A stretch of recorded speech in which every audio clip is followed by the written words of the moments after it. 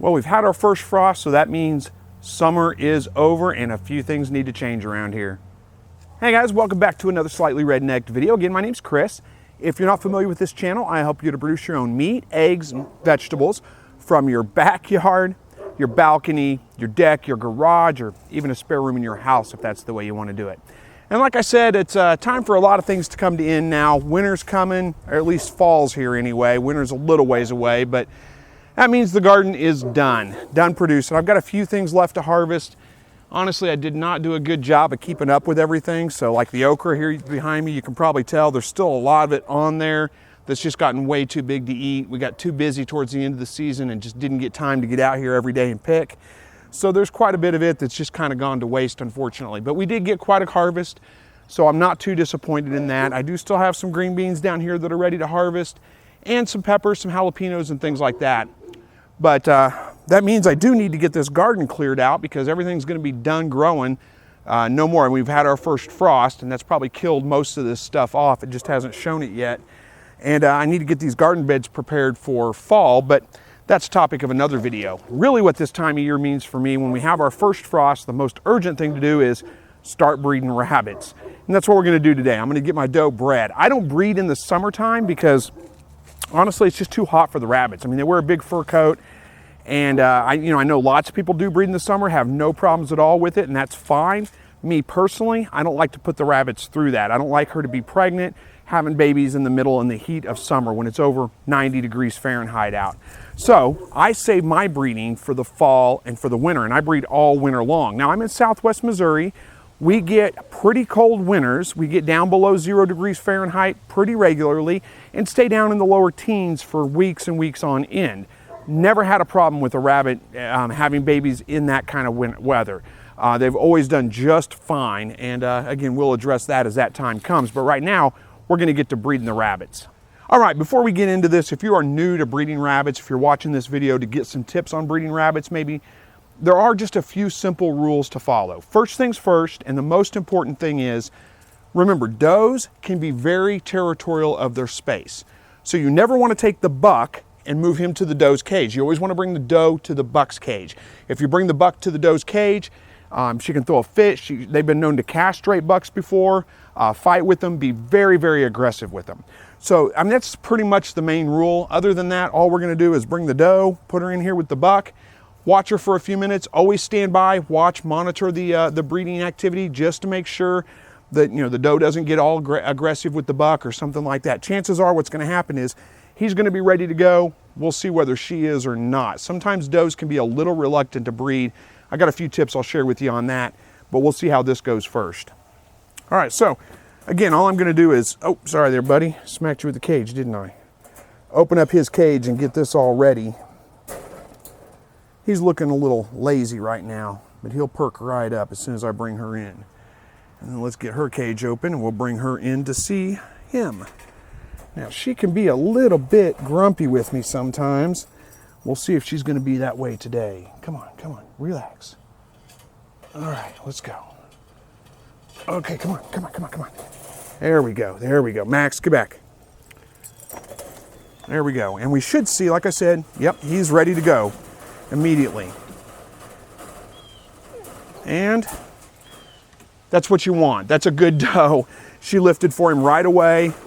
We got 2 fall-offs back to back. I always try to get 3 fall-offs, and then I'll move her back to her cage and just consider her pregnant at that point. It doesn't always go this way. Sometimes your does are reluctant. They'll sit in the corner. They won't lift for the buck. He'll try to mount her, but she won't lift for him, so you never get that fall-off, and that's what you're looking for, is that fall-off ensures that she's been bred. So we're going to give him a minute and see if he can get one more in.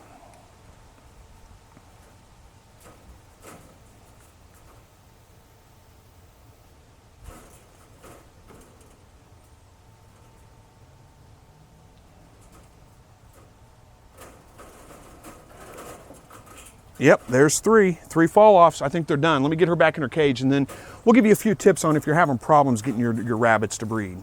All right, that's enough, buddy. That's enough. Come on, let's go back in your cage. Oh, come on. All right. Oh, easy. There you go. All right, so from here on out, there's not much to do. I'm gonna put a date on here so I remember what day it is I bred her. And then 30 days from today, well, actually probably about 28 days from today, I'll put a nest box in there and prepare for the kindling. That's about it. And the nest boxes I use, you've probably seen them before if you watch my channel. Let me grab one.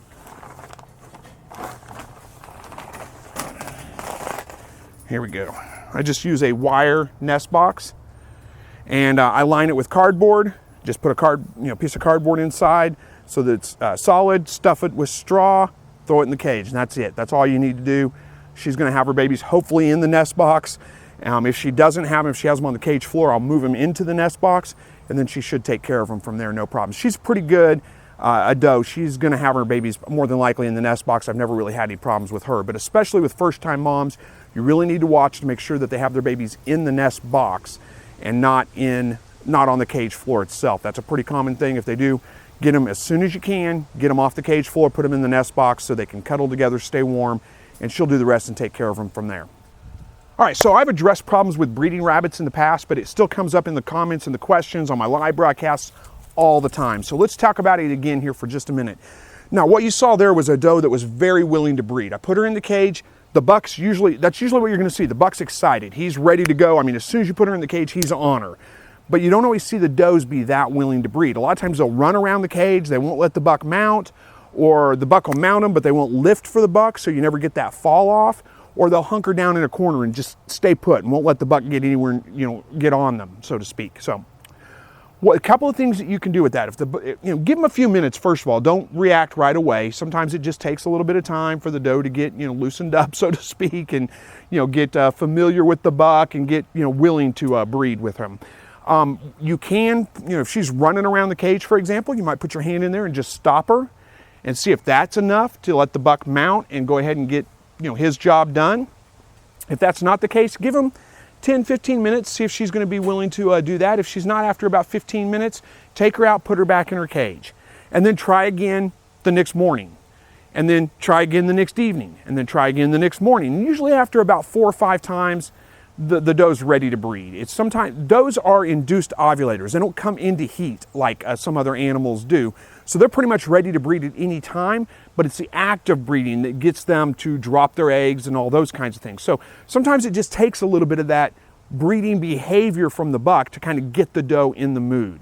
So those are a couple of things you can try. If that doesn't work, another tip that I've heard and had many people tell me they've had great success with it, I have no idea why it would work, is put the doe in a pet carrier of some kind, a dog carrier, pet carrier. Put her in there, put her in your car, drive her around the block a couple times, bring her back and put her in the buck's cage, and a lot of times they're willing to breed. I have no idea why that would work, but so many people say it does, there's gotta be something to it. You can resort to forced breeding if you want to. I've never found that necessary. I've always found that just, like I said, trying time and time again, 4 or 5 times, usually she's going to be willing to breed at that point. But forced breeding would be where you hold the doe down, you put your hands underneath her, and you lift her for the buck when he mounts. It's a little bit tricky to do, but you can do it. Hopefully you don't have to resort to that. I think that's probably a little bit traumatic on the doe. I don't like to do those kinds of things myself, but if you need to do that, you can. Especially with first-time moms, they can be the most reluctant, and you may have to resort to something like that. Another trick that you might try doing is switching the buck out. If you've got a spare cage, put him in a different cage, put her in his cage, and leave her in there for a couple of days, 2-3 days. Let her get the scent of him, get used to his cage and his surroundings, then move her in with him and see if she's willing to breed at that point. But again, never put the buck in with the doe. It's always the doe to the buck, if that makes sense. So anyway, I was lucky. I got a successful breeding. Now, there's some good and some bad with this doe. My rabbits are not, well, my meat rabbit here is a pretty good buck. He's a California buck. He's a pretty good buck. My doe here, she's not a bad doe. She's a good mother. She takes care of her babies. She does great with that.